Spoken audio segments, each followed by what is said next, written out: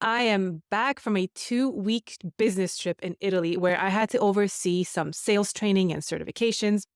And I wanted to share a realization that I had while in Italy.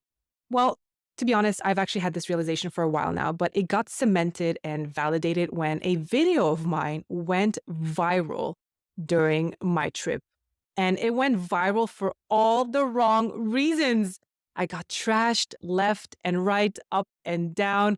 It got to like 1.3 million views. And thankfully, it has stopped because I don't think I could have handled more vitriol coming my way. And yes, it was quite uncalled for, but that's a story for another day. For this short episode, I want to talk about the quickest, fastest possible way to stop caring about what others think of you and to stop taking things seriously. And I fell upon this technique. I'm not even going to say it's a technique. I just fell upon this insight by pure chance. And let me tell you, it is not for the faint of heart. And so, just as a disclaimer, this is not advice I'm giving you. And it is not me telling you that this is something you need to do. But based on my recent experiences from the past 6 months, coupled with this recent viral video, this is by far the fastest way to move past feeling judged and internalizing it. Because it's one thing to feel like someone is judging you, it's next level to take that personally and make it true, as if it's something that is a part of you and this is just a fact. All right, there's different levels of feeling judged and how you respond to it. But are you ready? So here's my tip. This is my insight. So I'm going to talk about it. But it's technically posting observations online. That's it. Posting observations online. Now, what I mean by that is picking a platform, whether that's X, Threads, Instagram, TikTok, whatever the case may be, Discord, whether it's the written word or video, it's about sharing something, anything. And that's not to say that you have to go into politics. You don't have to talk about religion. You don't have to talk about your personal relationships. You do not have to be controversial. You know why? Because people will find you controversial no matter what. You do not have to put that burden on yourself. You do not have to pick the most inflammatory subject to talk about. That is not what I'm saying. What I'm saying is posting your observations will get people riled up one way or another. And you might be put off by that. And I get it because you're inviting people into your home. You're inviting people to make judgments on you, to attack you.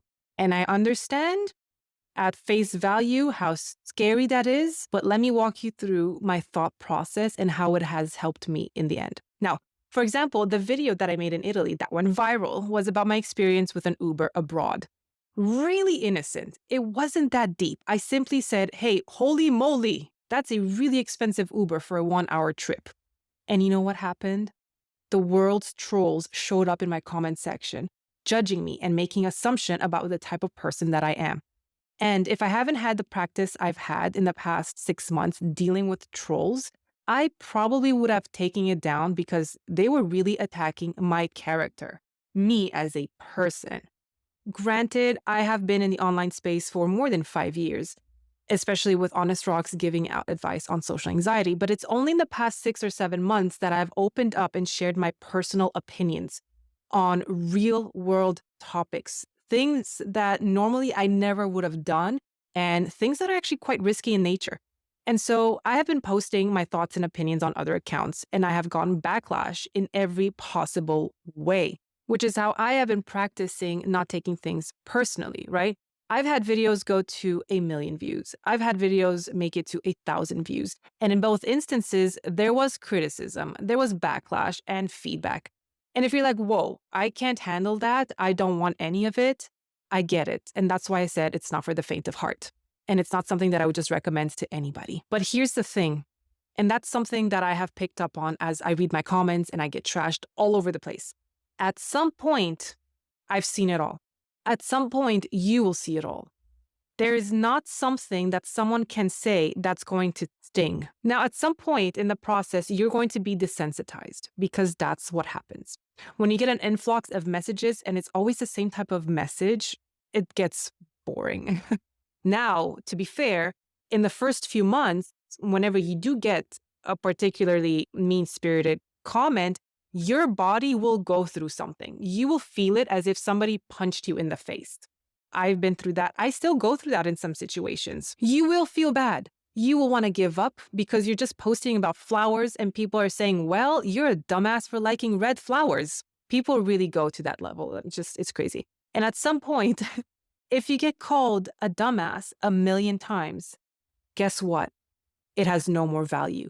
It will have zero influence on you. The first time you call that, oh my God, it stings. It hurts. The second time, okay, why are you doing that? Third time, fourth time, like it gets so much easier to take personal attacks. And they're not even personal because they don't know you.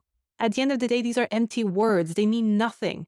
All right, so I've heard it a million times. What else do you got for me? Right? And it will make you look internally and it will have you ask yourself questions. For example, why do I feel attacked by this comment?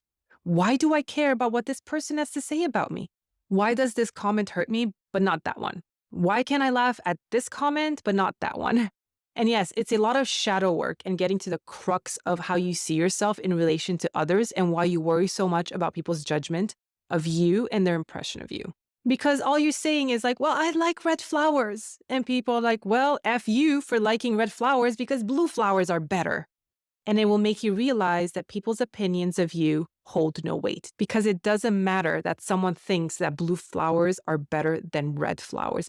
And yes, I'm simplifying it, but it really works like that in the majority of cases. And in the grand scheme of things, that person is so inconsequential to your life. And let me tell you, dealing with this online translates so much into the real world. I can handle so much more feedback and so much more criticism. I don't take things personally anymore. And it has been such a huge learning experience for me because I can detach myself now from people's perceptions of me and I don't internalize them anymore. There have been so many, an avalanche of the worst possible comments you can imagine. The worst possible trolls knock, knock, knock on my door every single day. At some point, I stopped opening the door. I stopped caring about what they had to say about me. And it's so freeing. It is so freeing. So it's not about posting every single day. It's not about being vulnerable with your opinions. It's sharing things that you see, things that make you go, well, that doesn't make sense. What do people think about this, for example? So you don't have to make it about your personal life, your relationships. It can literally be, hey, I saw a pink squirrel today. What the hell is happening in the animal kingdom? People will let you know. They will let you know what they think. And the more you let people know what they think, the less you will care, especially when it's in a negative tone or negative comment.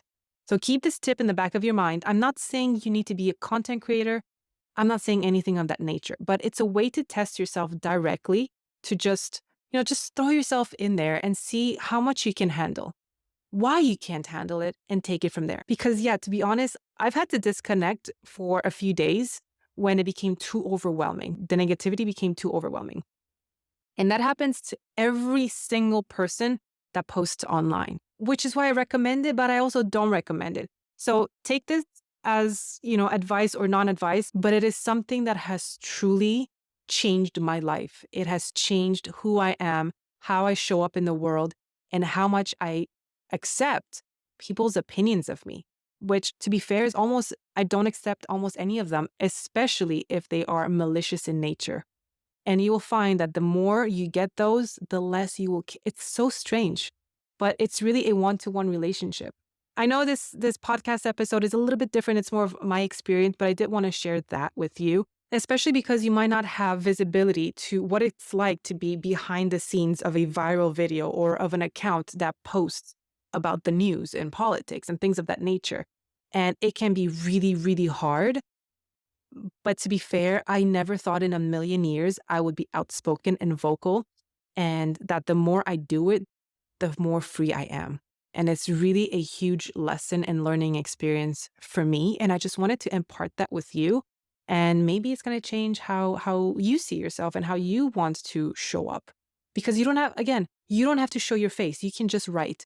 You can just have your mouth move and just start small and go from there. Hey, pink squirrel, and see what happens. All right, I will see you next week on the You Are Worth Knowing podcast.